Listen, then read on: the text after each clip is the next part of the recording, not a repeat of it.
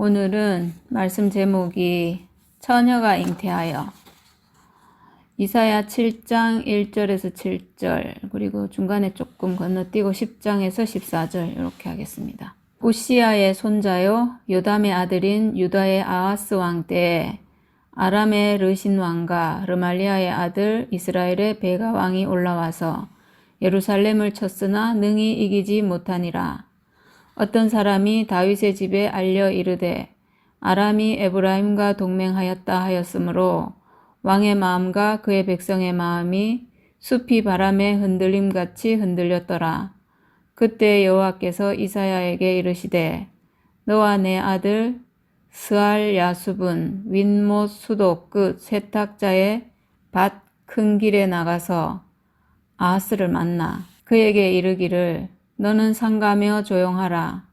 르신과 아람과 르말리아의 아들이 심히 노할지라도 이들은 연기나는 두 부직갱이 그루터기에 불과하니 두려워하지 말며 낙심하지 말라. 아람과 에브라임과 르말리아의 아들이 악한 꾀로 너를 대적하여 이르기를 우리가 올라가 유다를 쳐서 그것을 쓰러뜨리고 우리를 위하여 그것을 무너뜨리고 다부엘의 아들을 그 중에 세워 왕으로 삼자 하였으나 주 여호와의 말씀이 그 일은 서지 못하며 이루어지지 못하리라. 그 다음에 중약하고 10절부터 14절까지 읽겠습니다. 여호와께서 또 아하스에게 말씀하여 이르시되 너는 내 하나님 여호와께 한 징조를 구하되 깊은 데서든지 높은 데서든지 구하라 하시니 아하스가 이르되 나는 구하지 아니하겠나이다. 나는 여호와를 시험하지 아니하겠나이다 한지라. 이사야가 이르되 다윗의 집이여 원컨대 들을지어다. 너희가 사람을 괴롭히고서 그것을 작은 일로 여겨 또 나의 하나님을 괴롭히려 하느냐. 그러므로 주께서 친히 징조를 너희에게 주실 것이라. 보라 처녀가 잉태하여 아들을 낳을 것이요 그의 이름을 임마누엘이라 하리라. 네. 이 처녀가 잉태하여 아들을 낳을 것이요. 이 성경 말씀이 제가 며칠 전에 간증하다가 사람이 육체로 지어졌다는 이게 처녀구나라는 게 제가 알아져가지고 이 말씀으로 해야 되겠다 이렇게 생각해서 이 성경을 찾아봤는데 이게 얼마 전 몇 달 전에 그 김치원 목사님이 이사야 말씀하시면서 이걸 했거든요. 여기 보면 뭐 역사적인 일, 왕들도 많이 나오고 이런 사건들이 많이 나와가지고 제가 이거를 잘 모르잖아요. 어떤 배경에서 이런 일이 일어났는지 몰라가지고 그때 김치원 목사님 하신 말씀을 제가 이제 한번 들어봤는데 지금 그때 김치원 목사님 말씀하실 때 막 지도를 막 그려가지고 북이스라엘과 아람 뭐 이렇게 했는데 하여튼 북쪽에 북이스라엘이 있고 그 옆에 아람이라는 나라가 있고 지금 이스라엘은 둘로 나눠져 가지고 10지파가 북이스라엘 그 다음에 2지파가 이제 남유다 이렇게 지금 나눠져 있는 상태고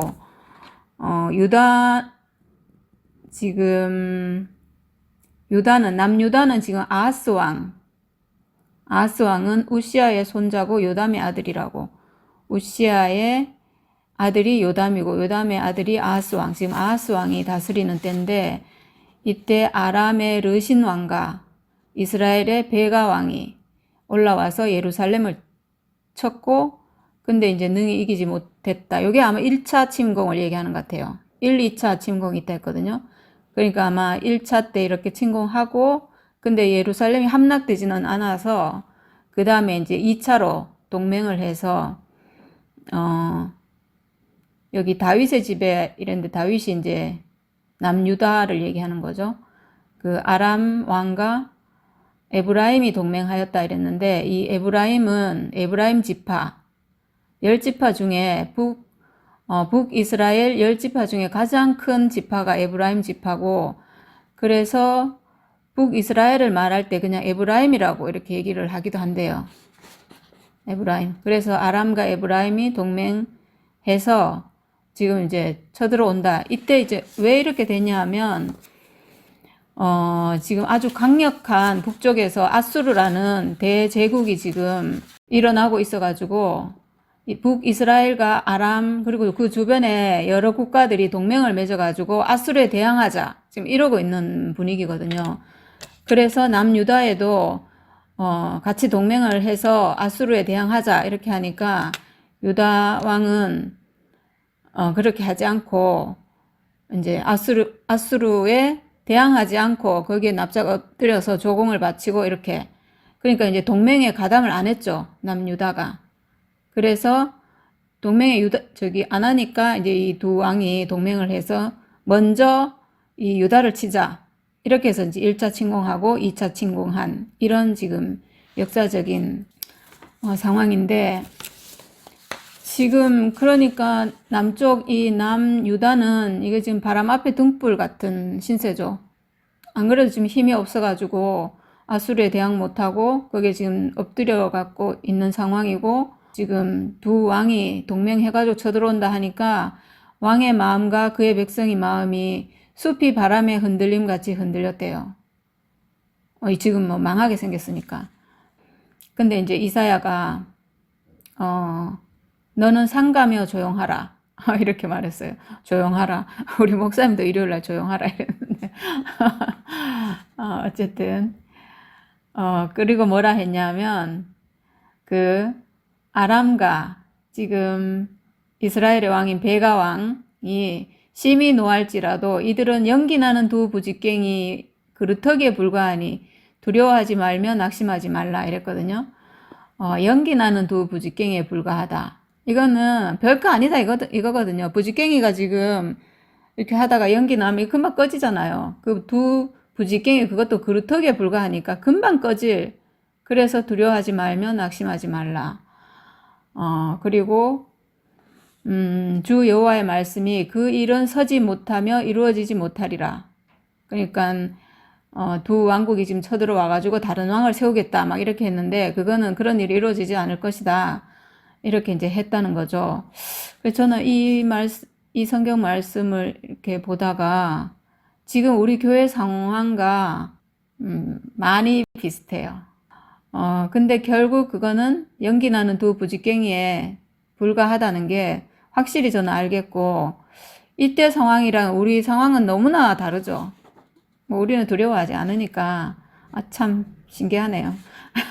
우리도 사실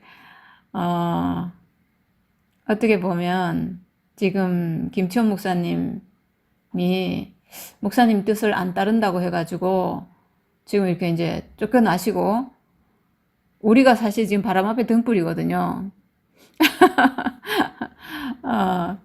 지금 목사님이 매주 제 얘기를 하시면서 저를 가짜라 한다는 것은, 이거 지금 우리 다 전부 이제 가짜라고 하고, 이거를 쫓아내려면 쫓아낼 수도 있는,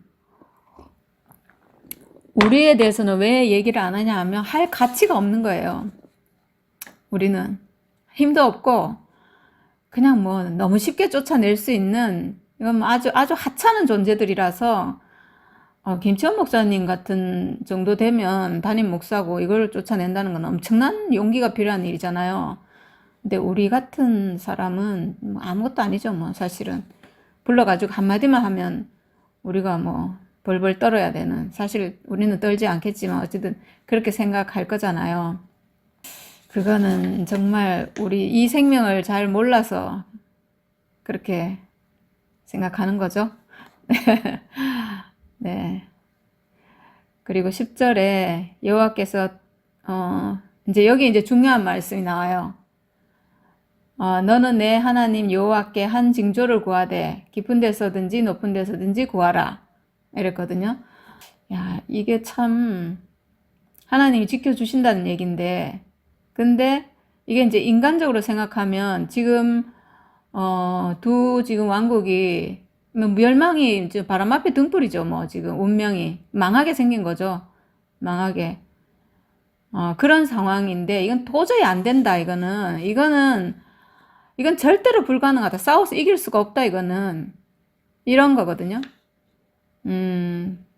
마치 우리 교회에서 목사님이 아니다 하는데, 목사님이 틀렸다 하는데, 우리가 여기서 살아남는다는 것은 이거 있을 수 없는 일이에요, 사실은. 이거는 이건 당연히 가짜니까 이건 끝나야 되는 거고, 살아남을 수 없는 완전히 바람 앞에 등불인, 그냥 이건 꺼져가는 촛불과 같은, 그냥 훅 불어버리면 꺼지는, 지금 남유다의 지금 상황이 이런 상황이고, 그렇죠. 그러니까 여호와께 한 징조를 구하는 거 외에는 지금 길이 없거든요, 사실은. 근데 구하라고 했는데 아하스가 이르되 나는 구하지 아니하겠나이다. 나는 여호와를 시험하지 아니하겠나이다. 이랬거든요. 그냥 보면 이게 이 말을 그 다음 구절에 보면 왜 하나님을 괴롭히려 하느냐, 사람을 괴롭히고 또 하나님을 괴롭히려 하느냐, 이렇게 막 책망을 하거든요. 근데 이 아하스 왕이 했는 말을 보면 그닥 책망받을 만한 말이 아닌 것 같아요. 나는 구하지 않겠나이다. 여호와를 시험하지 않겠나이다. 이랬거든요. 시험하지 않겠다고 했는데 이렇게 책망이 나오는데 이게 조금 특이하잖아요. 이 표현이. 이거 사람으로서 이럴 수 있을 것 같은데, 근데 이게 저는 그래서 이게 왜 이렇게 책망받을 일인가? 왜 이걸 거역이라고 하는가? 왜 이걸 하나님을 괴롭게 하는 거라고 하는가? 이건 뭐냐 하면 사람은 안 된다 이런 말이거든요. 하나님이 와도 사람은 안 된다. 이거는 불가능하다. 이게 지금 그 선악과 먹은 아담 안에 있는 깊은 패배주의. 사람은 절대로 안 된다 이 말이에요. 하나님이 와도 안 돼 이거는. 사람에게 무슨 참 생명이 나오고 사람이 무슨 그리스도야. 그리고 요즘 말로 하면 내 죽음이 무슨 가치가 있어. 내 죽음은 그냥 자연인의 죽음이고 그냥 죽는 건 당연한 운명이고 이게 무슨 복음이라고. 내 죽음 걔 죽음하고 똑같아. 이런 말이거든요.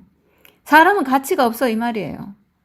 그러니까 이게 얼마나 아담이 깊이 속아서 하는 말인지, 사람의 죽음은 그냥 자연인의 죽음, 개 죽음, 개돼지 죽음이야. 이런 말인데 이거는 정말 하나님을 괴롭게 하는 게 맞아요.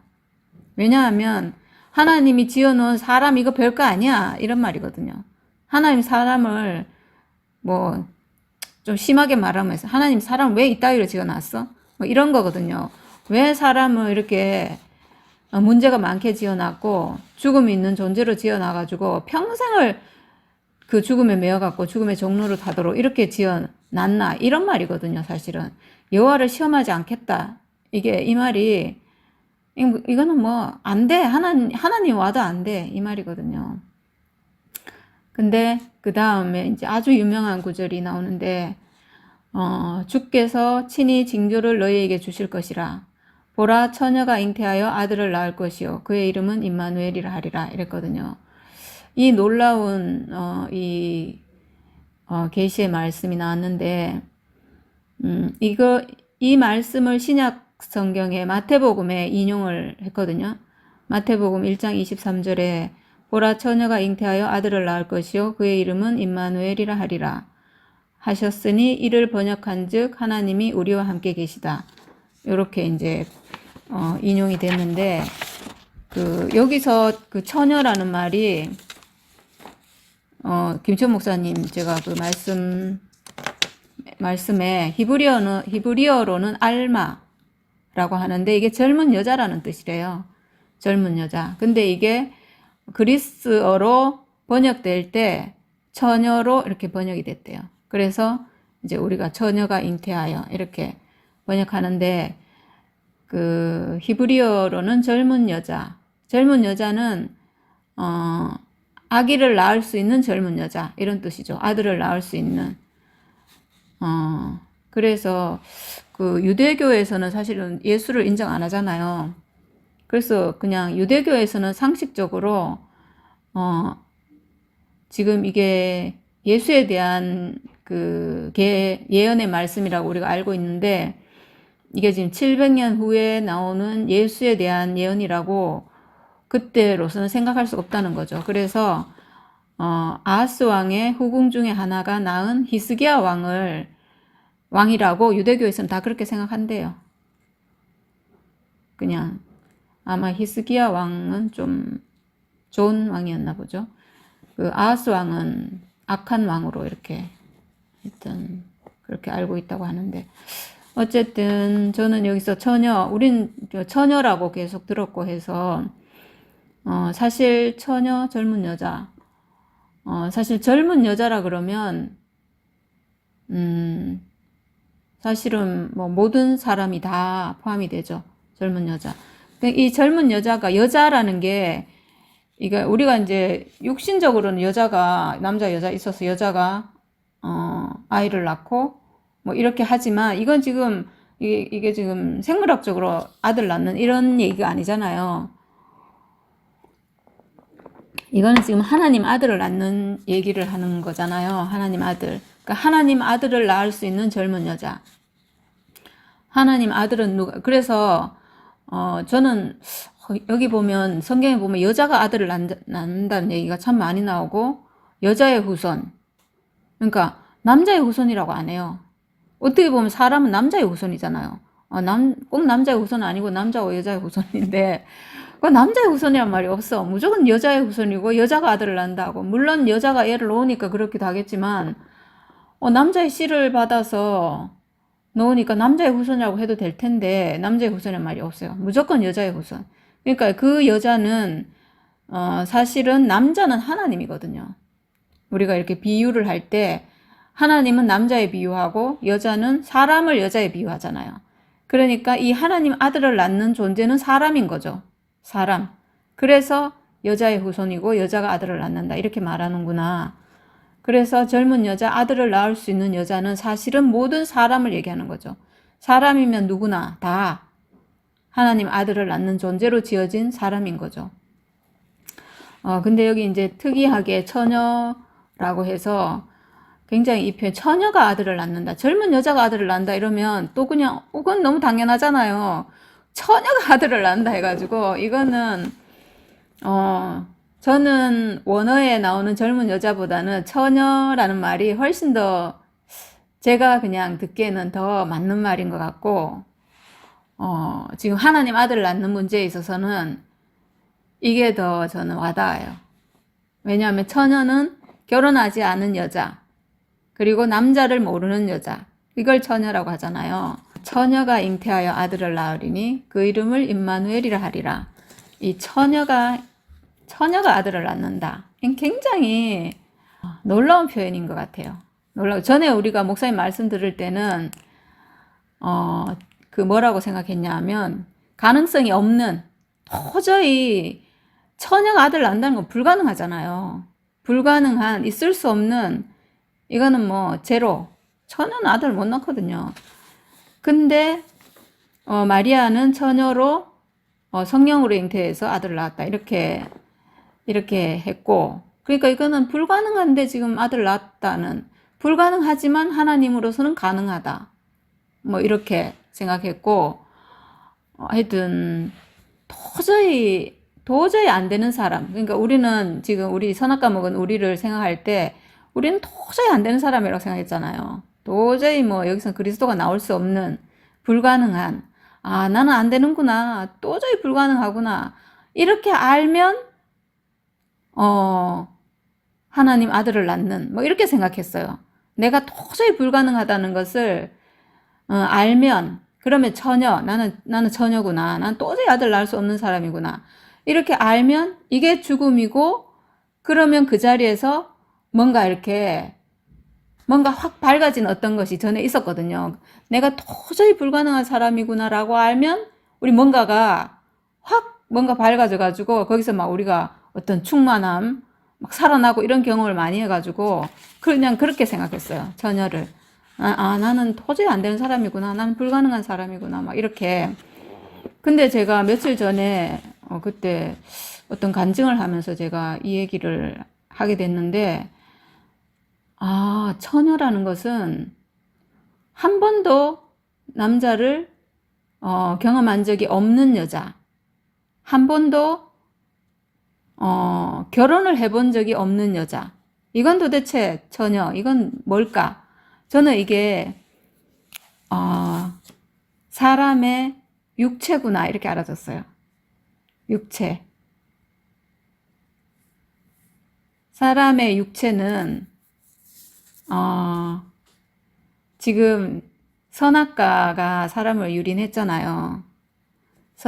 근데 이 선악과가 어디에 들어왔냐 하면 내 혼을 지배했거든요. 선악과는 내 혼에 들어와서 내 산원을 유린하고 내 산원을 지배하고 내 생각을 막 항상 생각 안에 들어와서 완전히 그냥 내 생각의 주인 노릇을 하고 이렇게 했고, 근데 정말 신기하게 육체 안에는 이 몸뚱아리, 내 육체, 여기는 절대로 선악과가 들어올 수 없어요. 이 생각 안에는 왜 들어올 수 있냐 하면 생각은 죽음이 없거든요. 생각은 죽지를 않아요. 생각은 내 육체가 죽기 전에는 이 생각은 절대 죽지 않거든요. 생각으로 이렇게도 생각하고 저렇게도 생각하고 내가 죽었다고 생각하기도 하고 내가 사라졌다고 생각하기도 하고 뭐 온갖 생각을 그냥 다 하는 거지 절대로 죽지 않아요. 죽음이 없어요. 생각은 안 죽어요. 생각이 죽는다는 건 가짜거든요. 내 생각으로 내가 죽었다고 생각하는 거예요. 그래서 생각은 죽음이 없기 때문에 그 선악과 사탄이 생각엔 들어올 수 있어요. 여기는 뭐 자유자재로 들어올 수 있고. 근데 이 선악과 사탄, 이 천사의 세력은 어디에 못 들어오냐면 육체는 못 들어와요. 내 육체는 죽음을 가지고 있거든요. 죽음을 가지고 있는 이 육체에는 선악과가 절대로 들어올 수가 없어요. 들어올 수 없고, 근데 우리가 혼의 지배를 받고 내가 어디 가야 되겠다 생각하면 내 몸이 따라가잖아요. 이렇게 해서 그냥 따라다닌 거예요, 내 몸은. 그렇지만 내 몸은 한 번도 침범받은 적이 없어요. 내 몸은 정말 신기하게, 그러고 보니까 정말 신기한 것 같아요. 하나님이 사람을 육체로 딱 지어놓고, 이 육체는 육체의 법이 있어가지고, 육체의 법대로 딱 움직이는 게 이 몸이에요. 이 몸은 생각하고 별도로 생명의 법의 지배를 받으면서 살고 있어요. 우리가 생각하고 아무 상관없이 배고프면 먹어야 되고, 잠이 오면 자야 되고, 뭐 이런 게, 그리고 뇌에서 뇌세포가 우리 온 신경을 지배해가지고 이게 생각하고 상관없이, 운동신경, 감각신경, 이게 몸은 별도로 몸의 운영체제가 있어가지고 돌아가고 있어요. 내 육체는.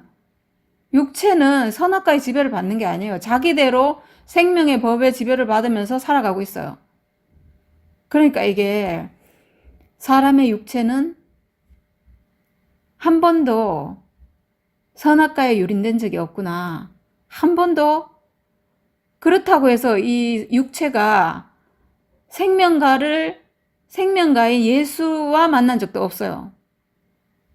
그러니까 처녀죠. 예수를 만난 적도 없고 선악과를 만난 적도 없고. 그러니까 이 몸은 몸대로 정말 처녀로 유지되어 있는 거예요. 그냥 어떻게 유지되어 있냐면 하나님이 지어주신 그대로 선악과는 침투가 안 돼요. 이 육체에. 하나님 지어주신 그대로 있어요. 근데 사실은 마치 그와 같다고 할 수 있겠네요. 여자애가 태어나서 결혼하기 전까지 그냥 이게 뭐죠? 면사포 쓰잖아요.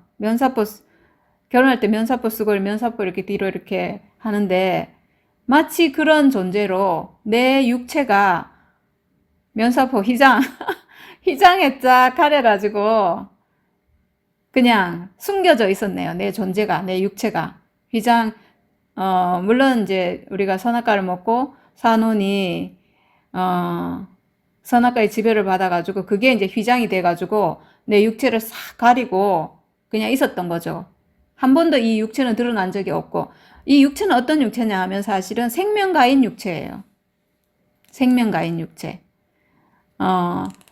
생명가는 뭐냐 하면 죽은 예수가 생명가거든요. 죽음이 있는 예수, 죽는 운명을 가진 사람, 이게 생명가예요. 생명가는 죽음이라 했거든요. 사람이 죽는 운명 가진 존재다. 이게 생명가거든요. 죽는 운명 가진 건 육체잖아요. 이 육체가 하나님과 연합할 수 있잖아요. 그러니까 이 육체, 이게 생명가죠. 이 생명가를 우리가 가지고 있으면서도 휘장이 탁 가려져가지고 내가 생명가인지 모르는 거예요. 모르니까 휘장이 쳐져가지고 면사포 쓰고 내 존재를 모르고 그냥 있는 거죠. 처녀로 있는 거죠. 아, 처녀 맞네요. 내 육체는 처녀예요. 결혼을 하려면 이 생명가를 내가 회복하려면 예수와 결혼이 돼야 되거든요. 내 자신이 생명가로 지어졌지만 결혼할 수 있는, 여자니까 남자하고 결혼할 수 있는 존재로 지어지긴 졌지만 아직은 이게 면사포를 쓰고 있어가지고 결혼 못하고 내 존재 가려져가지고 나를 모르고 생명가로 내가 지어졌다는 것도 모르고 그런 상태로 이제 처녀로 있었네요, 보니까. 예수로 결혼도 못해. 선악과도 침투 못해. 근데 우리가 이제 막 끌려다녔네요. 끌려다녀서. 내 육체가 그냥 죄 없이 그냥 끌려다닌 것 뿐이네요. 근데 여기서 처녀가 잉태하여 아들을 낳을 것이요. 그 이름을 임마누엘이라 하리라. 이랬거든요. 이 처녀가 잉태하여, 처녀는 육체거든요. 육체는 처녀예요. 이 육체가 잉태하여 아들을 낳으리니. 이 아들은 하나님 아들이잖아요. 그리스도가 나오려면 반드시 예수와 하나가 혼자서, 그러니까 우리가 예수가 왜 필요한가? 내가 지금 속아서 면사포로 가려져 있어서 내 육체가 안 보이잖아요. 내 존재가 안 보이잖아요. 그러니까 예수가 없다면 우리는 절대로 내 존재를 알 수도 없고 찾을 수도 없고 회복될 수도 없고 아는 길이 딱 하나가 있는데 죽기 직전에 알죠. 죽기 직전에 아, 내가 죽는구나 딱 알면 사람은 있잖아요. 하나님이 있구나를 그 자리에서 알아요. 사람은 죽는 자리에 가면 누구든지 죽음의 자리에 가면 어떤 하나님을 부인하던 사람도 그 자리에서 아, 하나님이 있구나. 나는 죽는데 뭐. 나는 지금 사라지고 없어지는데 내 생각이 무슨 소용이 있어요. 내가 지금 생각했던 모든 것이 그 자리에서 죽음의 그 자리에서 하나님 안 부르는 사람 아무도 없어요. 그러니까 사람은요 누구든지 그 자리에 가면 죽을 때 딱 알아요. 근데 그렇게 하는 건 아무 소용이 없죠. 살아서 우리가 그 운명을 회복해서 살아서 하나님께 쓰이는 게 하나님 목적이니까 우리가 살아서 이 운명 회복하는 길은 예수 만나는 길밖에 없어요. 예수를 보고 내 존재를 아는 거 이거밖에 없거든요. 이 처녀에게서 아들이 나온다. 육체 안에서 아들이 나온다. 육체 안에서 그리스도가 나온다. 결국은 이 육체가 죽음을 가지고 있어서 선악과가 올 수 없고 이 육체가 하나님과 연합하는 존재다. 왜냐하면 이 육체가 하나님과 연합하는 존재다 이러면 사람들이 다 안 믿어요. 다 안 믿고 뭐 그럴 리가 있냐는 둥 뭐 내가 예수님이 분명히 네 배에서 생수의 강이 흘러나리라 이렇게 했잖아요. 그래서 오늘 제가 단톡방에 내 안에 생수의 강이 생겼다고 이랬더니 네가 무슨 교주냐 막 이러던데 아니 당연히 예수가 그걸 약속했으면 우리 안에서 이루어져야 마땅한데 그게 이루어졌다 그러면 사람들이 이상하게 생각해요. 이상하게. 그러니까 모든 사람이 그리스도로 회복되는 것이 목사님 말씀하신 목적이잖아요. 아담에서 그리스도로. 그래서 내가 그리스도로 회복이 되고 그러니까 하나님이 사람을 자기의 형상과 모양대로 지어서 당신의 표현체가 되게 했는데 그게 하나님 아들이고 상속자인데 그 사람이 어떤 사람이냐 하면 하나님이 흙으로 사람을 지으시고 생기를 불어넣은 그 사람이거든요. 특별한 사람이 아니에요. 흙으로 지었다는 것은 육체가 있다는 거예요. 육체가 그리고 생기를 불어넣어서 숨을 쉬게 해서 기능이 작동하게 되었다는 것은 이 사람이 숨이 끝나면 죽는다는 거예요. 이 육체가 숨 쉬고 있으니까 살아있는 거잖아요. 뭐 숨이 코에 뭐 달렸다고 목사님도 늘상 말씀했고 숨이 코에 붙었으니까 숨이 딱 멈추면 사람은 죽잖아요. 이게 사람이거든요. 별 사람 아니에요. 이게 하나님이 지은 사람이에요. 이 사람. 육체를 가지고 있고 숨 쉬는 이 사람. 이 사람이 하나님 아들이고 하나님과 연합하는 사람이거든요. 이 사람이 그리스도예요. 이 사람이. 그러니까 우리가 생각의 세계를 딱 배제해서 내 생각 안에서 아까 그 아하스 왕이 말한 것처럼 나는 뭐 징조를 구하지 않겠습니다. 뭐 하나님이 해도 안 됩니다. 막 이런 생각을 딱 배제하고 보면 사람은 안 된다. 뭐 내 죽음은 개 죽음이다. 이런 생각을 딱 배제하고 사람을 딱 보면 사람은 하나님이 흙으로 지어놨고 육체를 가진 게 사람이고 이 육체는 죽음이 있고 요게 딱 하나님 아들이거든요. 근데 왜 우리는 이게 아니라는 생각을 평생 하고 살았는지 모르겠어요. 너무 속아가지고. 말씀을 그렇게 들으면서도 아담에서 그리스도로 이게 바뀌 십자가를 통해서 아담에서 그리스도로 바뀌는데 이게 언제 되겠노? 항상 그 아담에서 그리스도가 되면 뭔가 특별한 사람이 될 것처럼 생각했어요. 뭔가 막 말씀 열심히 보고 뭔가 열심히 교회 생활 해가지고 목사님 같은 인격이 되면 그러니까 이건 인격이라는 건 존재를 얘기하는 게 아니에요. 목사님 같은 어떤 형태 막 이런 하여튼 막 어떤 아름다운 성품 뭐 성령의 9가지 열매 뭐 이런 그 십자가를 살아내는 거 뭐 이런 게 나와야지만 그리스도가 된다고 생각했어요. 그러니까 이게 안 되는 거예요. 이거는 진짜 이렇게 해서 되려 그러면 이건 불가능해요. 몇 명은 되겠죠. 우리 교회에서도 이렇게 해서 된다면 한 10명은 되겠죠. 10명, 20명 많이 봐줘서 30명 정도는 되겠죠.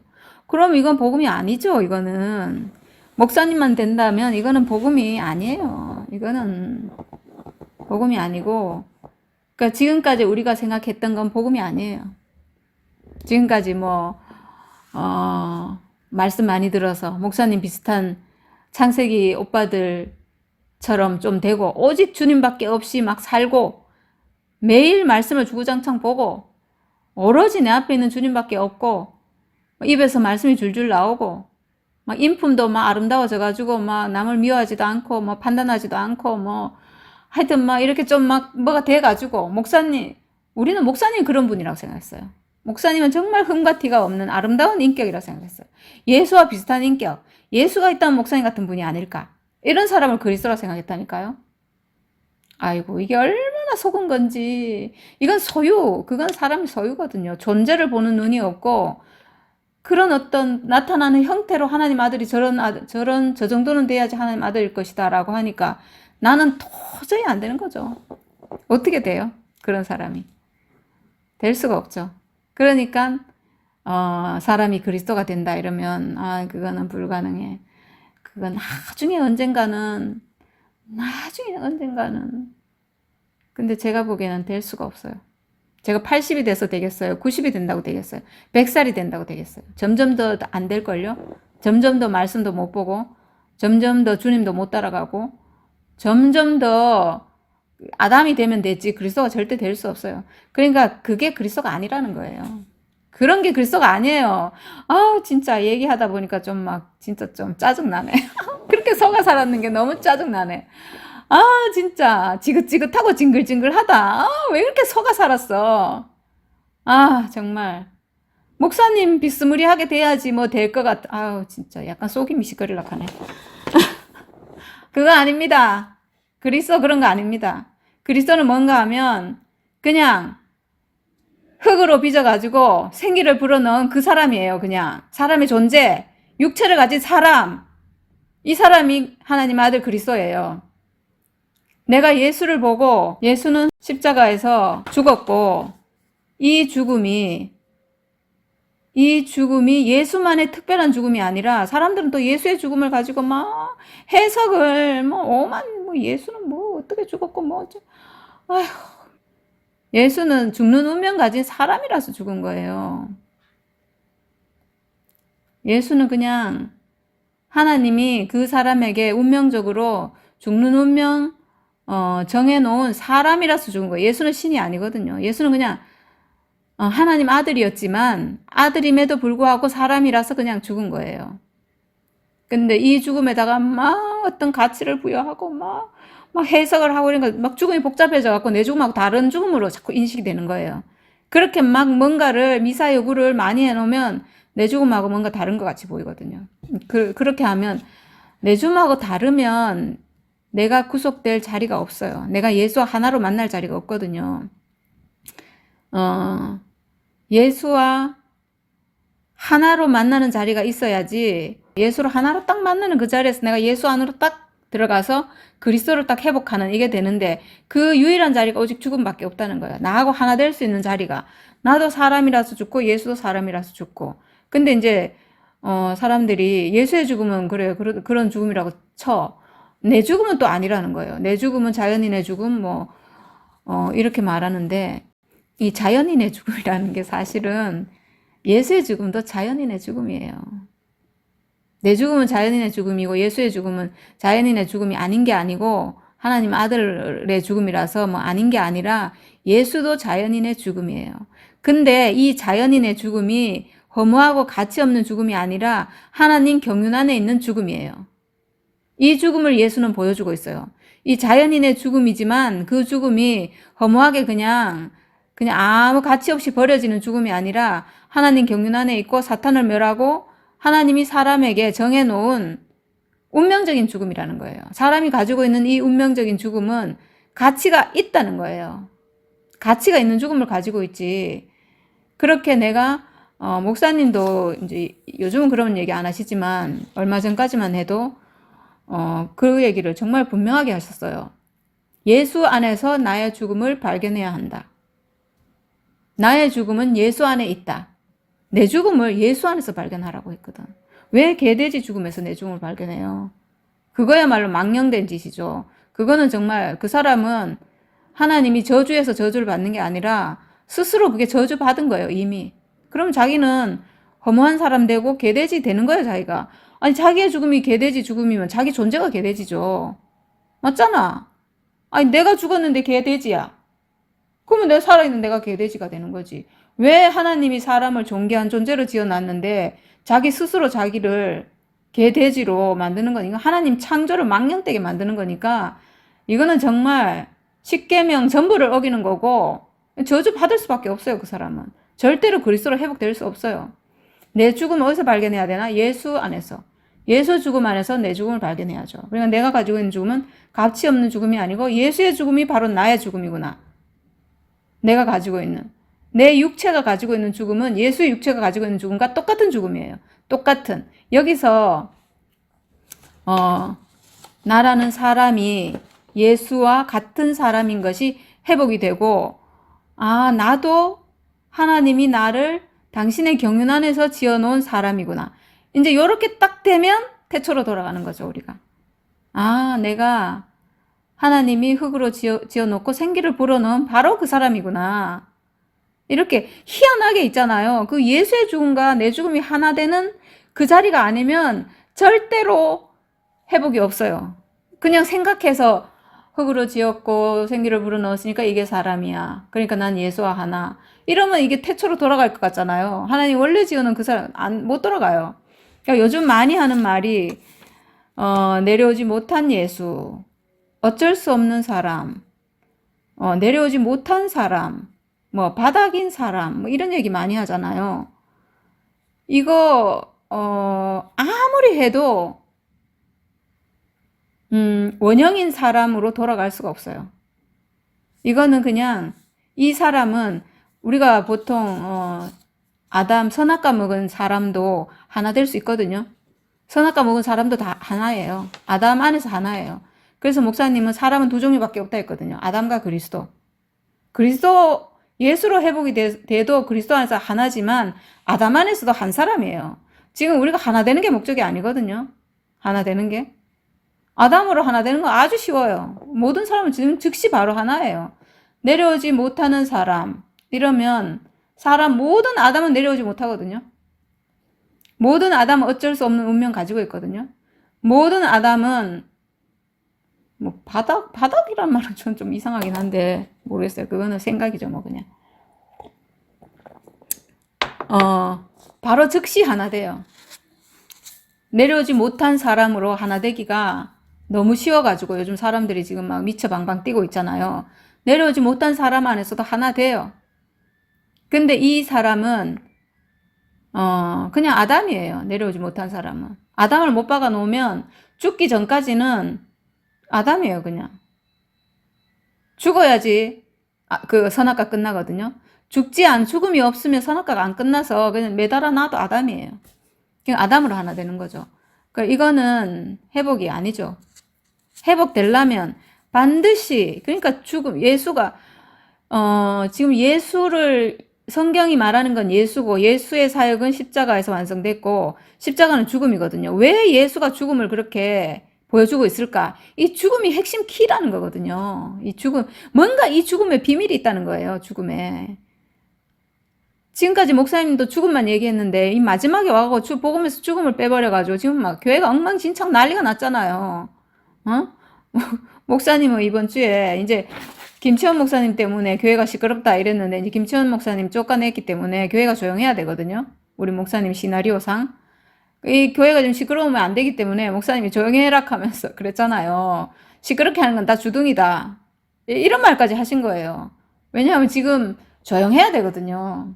엄청 조용해야 되거든요. 왜냐하면 시끄러운 원흉이 지금 나갔기 때문에 조용해야 되는데 우리 목사님 지금 큰일 났어. 조용하지 않을 것 같은데. 이 죽음 안에서 이 죽음이 지금 엄청나게 중요한 거예요. 근데 마지막 복음에서 왜 갑자기 저는 이 죽음을 왜 뺐는지, 그 죽음을 뺀 과정이 뭔지 저는 확실하게 알고 있어요. 죽음을 왜 뺐는지. 그 과정에 어떤 속임수가 있어가지고 그 사탄의 속임이 있어서 그걸 그렇게 탁 변질이 돼버렸는지 제가 알고 있거든요. 언제 얘기해 드릴게요. 지금 이거 죽음을 뺀 거는 사탄의 계략이죠, 사실은. 이 복음을 말살하기 위해서. 죽음을 빼고 나니까 어떤 일이 발생했는가? 선악과가 멸해지지 않아요. 절대로 안 멸해져요, 선악과가. 이 죽음이 아까 제가 십자가에 매달려가지고 죽어야지 선악과 없어지고 죽기 전까지는 매달리는 게 아담이다 이랬잖아요. 근데 이 죽음이 어떤 죽음이냐는 거죠, 이 죽음이. 예수는 실제로 이제 죽었는데 예수는 사실은 살아있을 때도 아담이 아니에요. 예수는 그리스도거든요. 하나님 아들이잖아요. 하나님 아들은 선악과 없는 사람이거든요. 예수의 삶도 선악과 없는 삶이에요. 그러니까 예수는 십자가에 죽어서 선악과가 멸해진 분이 아니에요. 이미 선악과 없는 사람으로 사셨어요. 근데 십자가에서 죽으면서 뭘 보여줬냐 하면 내 죽음이 예수는 살아서도 평생을 선악과 없는 분으로 살았는데 도대체 뭐 어떤 것이 이 선악과를 멸했는지 몰라요. 아무도 몰라요. 뭐 때문에 선악과 멸한 삶을 살았는지 아무도 모르거든요. 그거를 마지막에 죽으시면서 보여준 거예요. 이 육체의 죽음이 사탄을 멸한다는 것을 우리에게 보여준 거예요. 이걸 보여주지 않았으면 왜 예수는 하나님 아들로 살았는지 비밀이 풀리지가 않아요. 예수는 살아서 어떤 사람으로 살았냐 하면 육체의 죽음을 아는 분으로 산 거예요. 자기가 육체의 죽음을 가지고 있다는 것을 알고 사신 분이에요. 그래서 예수의 행적을 보면 내가 죽는다는 말을 굉장히 많이 하세요. 내가 이렇게 고난을 받고 죽을 것이다. 그렇지만 죽고 살아날 것이다. 이렇게 계속 계시를 하고 있거든요. 예수는 살면서 자기의 죽음을 아는 분이에요. 우리가 죽기 직전에 아는 그 죽음을 예수는 알고 살았어요. 나는 죽음이 있는 존재구나라는 것을 알고 살았는데 그 알고 살았기 때문에 그리스도로 살 수 있었던 거예요. 그걸 알면 그리스도로 살아요. 살아서. 그 죽음을, 그 사람이 가지고 있는 죽음의 실체를 십자가에서 보여준 거죠.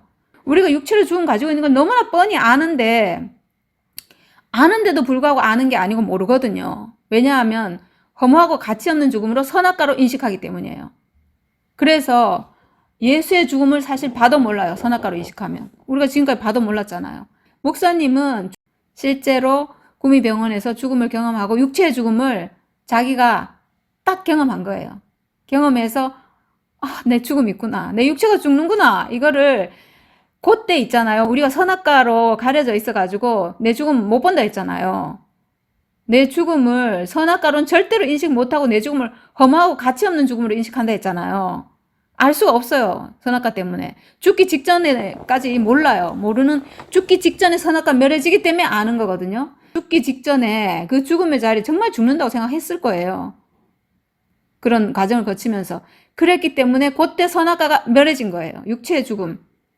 실제로 죽음을 맞닥뜨렸기 때문에 그 육체의 죽음으로 자기 안에 있는 선악과 딱 멸해지고 죽음을 인식하고 이 죽음이 예수의 죽음과 하나라는 게 그냥 딱 만나버린 거예요. 그럼 목사님 정확하게 표현하셨잖아요. 내가 예수를 만났고 하나 됐고 결혼이 됐다. 결혼은 신랑과 신부가 하나 되는 게 결혼이거든요. 1대1 관계로 딱 하나가 되는 게 결혼이에요. 지금까지는 결혼이 안 됐어요. 왜냐하면 주님은 있고 나는 없거든요. 내 존재가 지금 내 죽음이 없잖아요. 내 죽음 인식 못 하잖아요. 선악과 먹은 사람은. 그러니까 주님은 있는데 나는 없으니까 결혼이 안 되죠. 따르기는 따를 수 있어요. 나는 사라지고 주님만 이렇게. 그렇게 평생을 해오시다가 마지막 자리에서 결혼이 됐다 하신 것은 자기의 존재가 딱 발견된 거예요. 죽음이 있는 자기의 육체.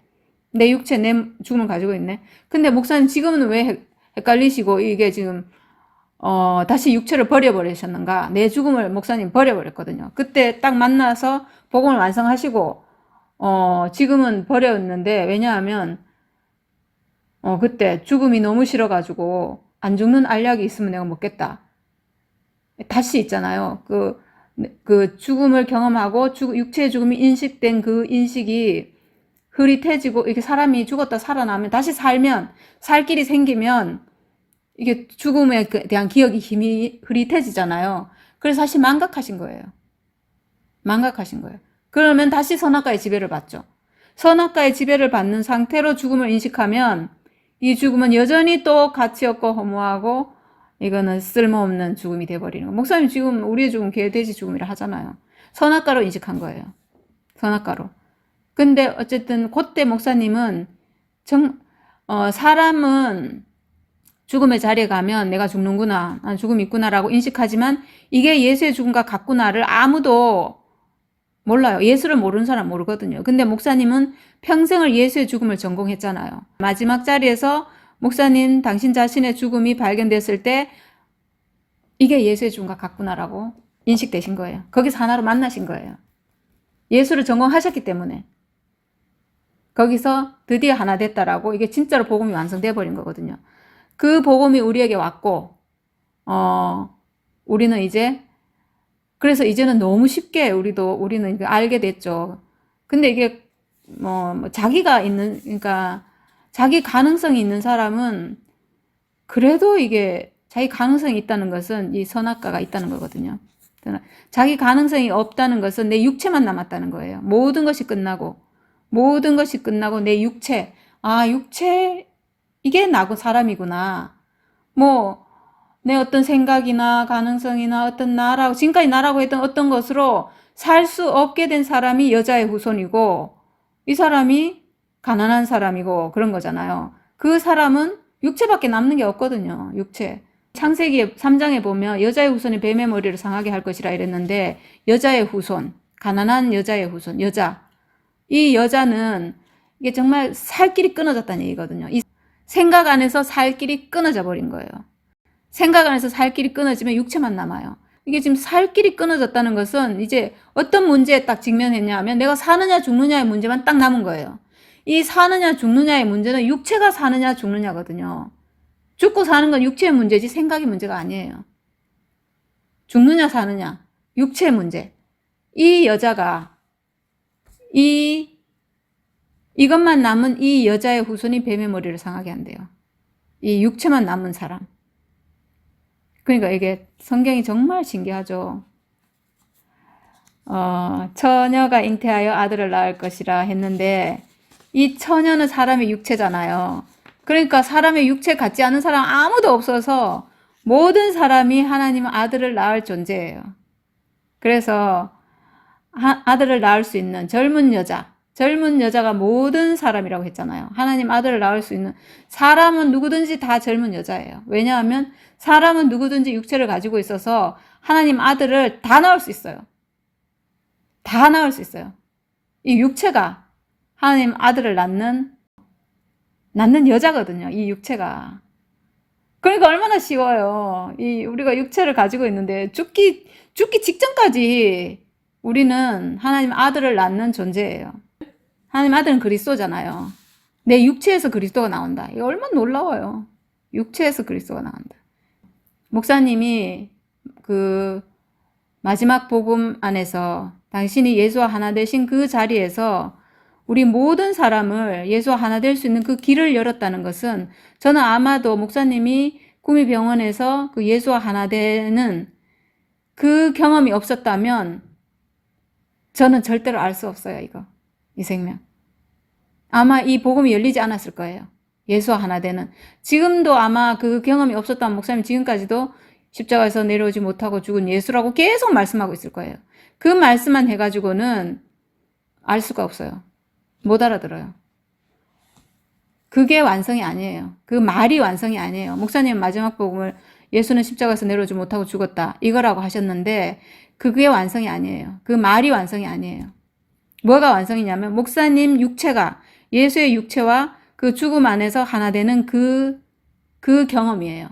목사님이 죽음을 경험하고 예수와 내가 하나, 이제 하나고 만났고 결혼이 됐다라고 하신 바로 그 사건. 그게 하나 되신 사건이고 그게 열매가 되신 거고 씨가 완성됐다 하신 그게 온전한 거거든요. 그 자리를 밝혀주셨기 때문에 저도 사실 그러니까 알게 된 거죠. 저는 뭐 예수의 죽음은 육체의 죽음이다. 이 말 듣고 제가 이제 이 모든 걸 알게 됐지만 어쨌든 거기서 말씀이 흘러와서 제게까지 왔기 때문에 저는 그 사건이 없었다면 이렇게 생생하게 이게 진짜 이게 복음이다. 이게 예수 하나 되는 길이다라고 정확하게 알 수 없었을 것 같아요.